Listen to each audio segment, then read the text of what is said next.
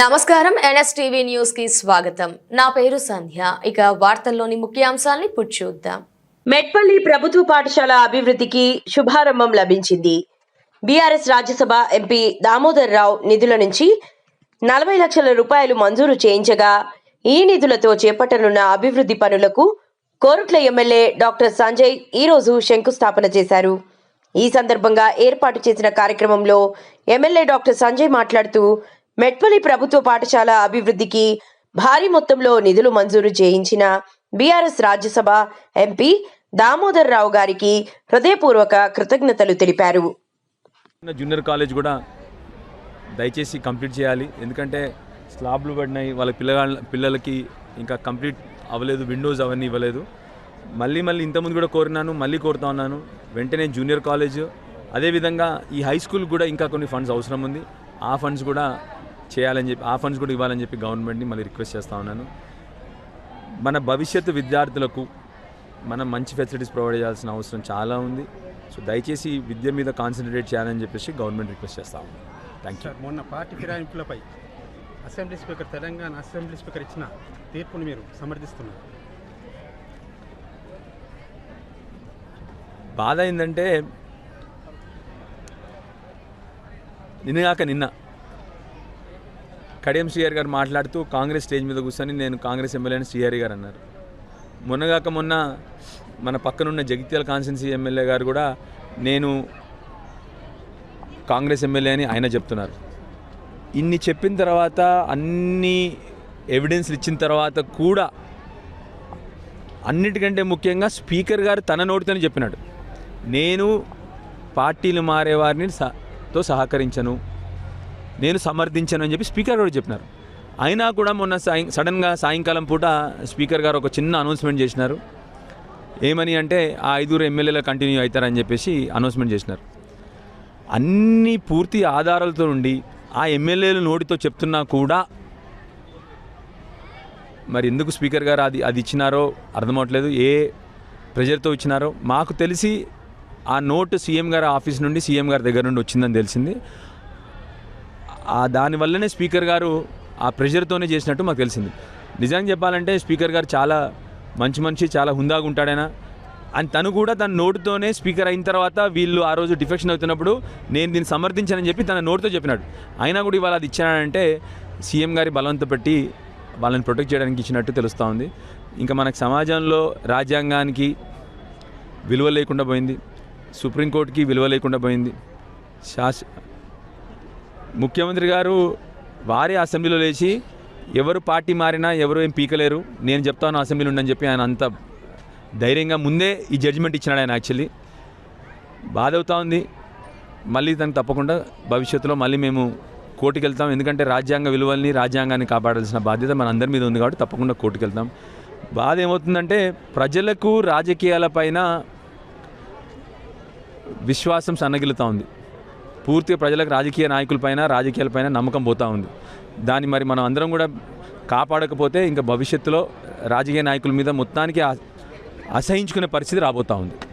మీరు జైత్యాల MLA doctor Sanjay గారిని party ఫిరాయింపులపై ఆత్మగౌరవాన్ని తాకట్టు పెట్టారని విమర్శించారు. అది ఆయనకు వర్తిస్తుందా, పార్టీ మారిన వాళ్ళందరికీ వర్తిస్తుంది? ఆ రోజు మాట్లాడిన సందర్భం ఏంటంటే మనకి మెయిన్గా మన మెడికల్ కాలేజ్ జగిత్యాల్లో కేసీఆర్ గారు ఆ రోజు జగిత్యాల జిల్లా మెడికల్ కాలేజ్, అన్ని జిల్లాలో మెడికల్ కాలేజ్ పెట్టినట్టు జగిత్యాల జిల్లాలో మెడికల్ కాలేజ్ పెట్టినారు. మన కాన్స్టిట్యున్సీ కూడా జగిత్యాల జిల్లాలోనే ఉంటుంది. వాళ్ళ మన head quarter జగిత్యాల్లో.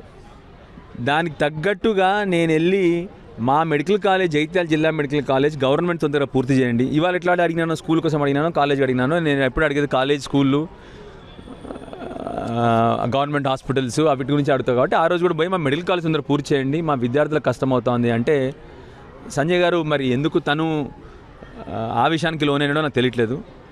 Jagtial medical college ఆయనకేం సందర్భం అన్నాడు. ఇదే చెప్తున్నాను, రాజ్యాంగం కూడా తెలియకుండా ఉంటే ఎమ్మెల్యేలకు కష్టం అవుతుంది. జిల్లా మెడికల్ కాలేజ్ అంటే జిల్లాలో ఉన్న ప్రతి ఒక్కరి అన్న విషయం కూడా తెలవాలి వాళ్ళకి. సంజయ్కి ఏం అవసరము అంటే తప్పు ఒకటి. రెండోది, కొరుట్లో వాళ్ళు ఇక్కడికి వస్తూ ఉన్నారు అనడం ఇంకా పెద్ద తప్పు. మా కాన్స్టిట్యున్సీ ప్రజల హక్కు అది.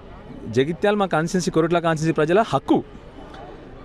సో తప్పకుండా మేము ప్రశ్నిస్తాం. కొరట్ల వాళ్ళం అందరం కూడా మా మెడికల్ కాలేజ్ గురించి ఏమైనా ప్రాబ్లం ఉంటే ఎవరైనా ప్రశ్నిస్తారు 100%.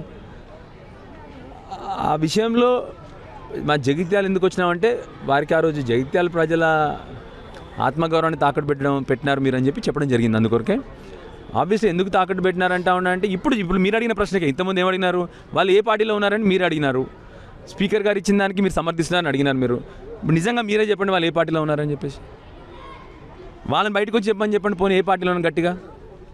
ఇప్పుడు స్పీకర్ ని సీఎం గారు ప్రెజర్ పెట్టి చేయడం తప్ప నిజానికి ఏ పార్టీలో ఉన్నారో చెప్పాలి కదా. ఇప్పుడు కోర్టుకు చెప్పండి పోనీ మన పార్టీలో ఉన్నారా, మరి బీఆర్ఎస్ పార్టీ ఉన్నారా, రమ్మని చెప్పండి యాక్టివిటీస్ కన్నిటికి.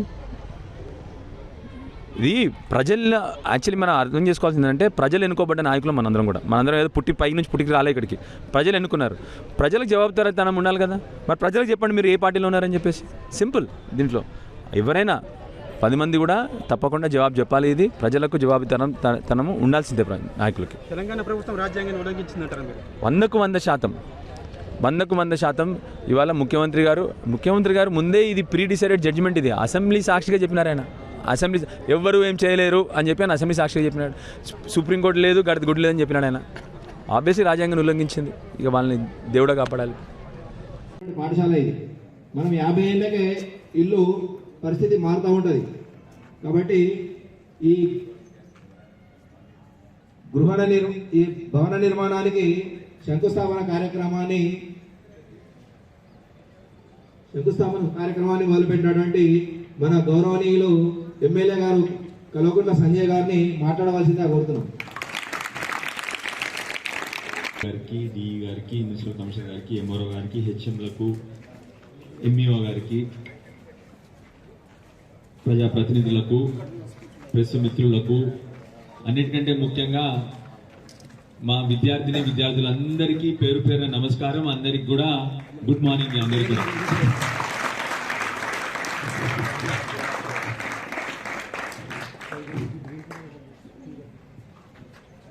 ఇవాళ పెద్దలందరూ మాట్లాడినరు, మీరందరు విన్నారు. ఇక్కడ కూర్చున్న చాలా మంది కూడా, ఇక్కడ అందరు ప్రజాప్రతినిధులు కూర్చున్నారు. ఇక్కడ చాలా మంది కూడా ఇదే బడిలో చదువుకున్నారు. వీళ్ళందరూ కూడా ఎవరెవరున్నారు ఇక్కడ చేతులు ఎత్తుకుంటే ఇక్కడ బడిలో చదువుకున్నారు. ఇక అక్కడ కూర్చున్న ఆల్మోస్ట్ అందరు కూడా ఇక్కడే చదువుకున్నారు. ఇక్కడ కూర్చున్న దాంట్లో ఎంఏ వారు ఇక్కడ చదువుకున్నారు, మీరు ఇక్కడే చదువుకున్నారు, మీరు కూడా ఇక్కడే చదువుకున్నారా. ఇక పైన కూర్చున్న వాళ్ళు ఇక్కడే చదువుకున్నారు, ఇక్కడ కూర్చున్న వాళ్ళు ఇక్కడే చదువుకున్నారు అందరు కూడా. సో ఇవాళ ఆనందంగా ఉంది. మొట్టమొదటి ఒక్కసారి మిమ్మల్ని నేను చెప్పినప్పుడు చప్పట్లు కొట్టుండ్రి.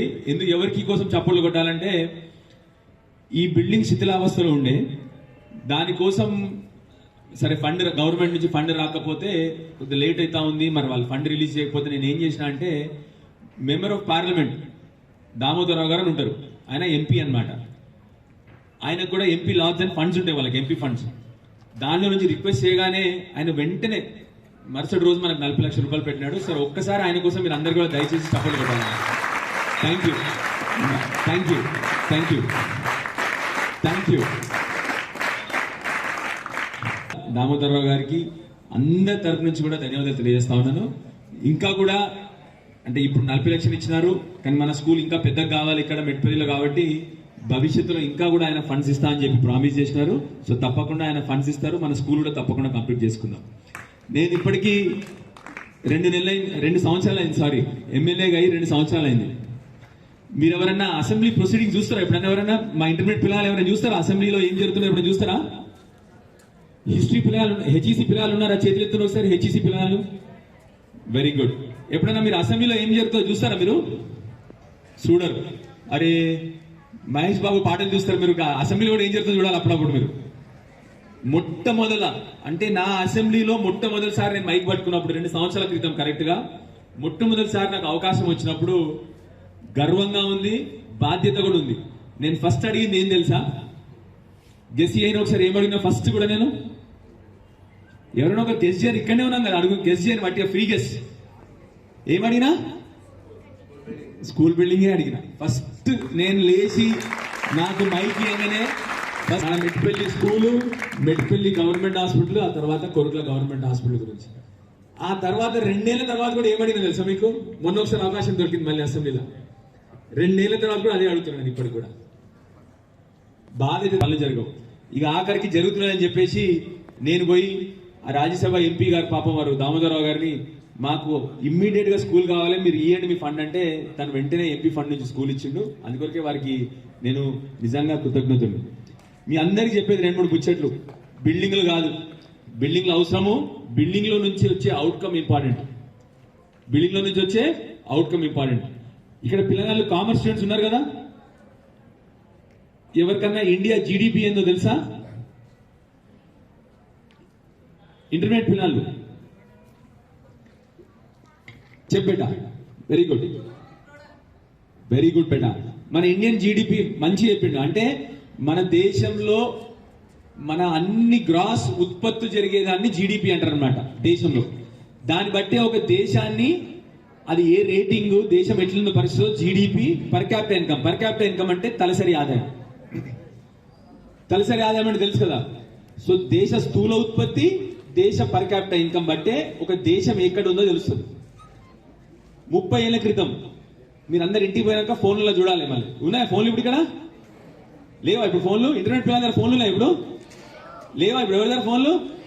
సరే, ఇంటికి పోయాక ఒక హోంవర్క్, టీచర్లు ఇచ్చే హోంవర్క్ నేను ఇస్తున్నాను వాళ్ళ హోంవర్క్ మీకు, సరేనా? 1990 అంటే ఇగో ఇక్కడ ఉన్న అందరూ అప్పుడే ఉద్యోగంలో జాయిన్ అయ్యారు. అంతేనా సార్? మీరు అందరూ అప్పుడే జాయిన్ చదువుతున్నా? 10th, నేను కూడా 10th ఉన్నా అప్పుడు. సో అప్పుడు అంటే నేను 1991 ఇక్కడ ఉన్న వాళ్ళు చాలా మంది ఉద్యోగం చేస్తున్నారు, మీరు పుట్టలేదు చాలా మంది. అప్పుడు ఇండియా స్థూల ఉత్పత్తి, చైనా దేశం విన్నారా? చైనా దేశం గురించి విన్నారు. ఇండియా ఉన్న చైనా స్థూల ఉత్పత్తి ఒకటే ఉండే. అంటే 30 ఏళ్ల క్రితము ఇండియా ఉన్న చైనా సమానంగా ఉండే స్థూల ఉత్పత్తి, తలసరి ఆదాయం కూడా సమానంగా ఉండే.